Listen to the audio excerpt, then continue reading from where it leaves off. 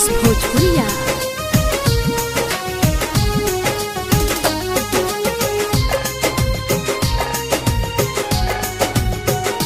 नहीं रहल जाता दुख सहल जाता, ई कोरोना के कहरे रोज बढ़ल जाता। नहीं होखता सही से खान पान, कोरोना हवा लेता वे जान। अपन होके हो जाता जान जहान, कोरोना हवा लेता वे जान।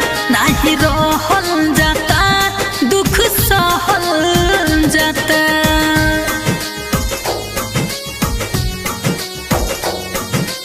Gautam recording studio Dhanaha.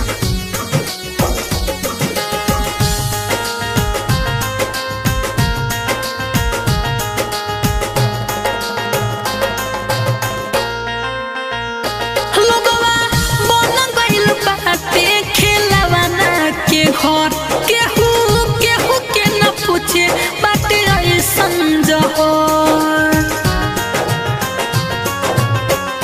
लोगवा बन गइल बाटे खेलवाना के घर, केहू केहू के न पूछे बाटे ऐसन जहर। जिंदगी हो गइल सब के बिरहान, कोरोना हवा लेता वे जान।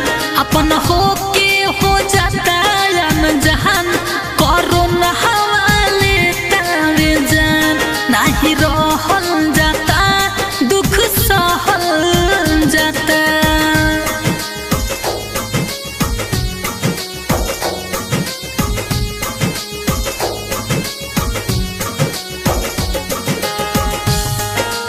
Gautam recording studio Dhanaha.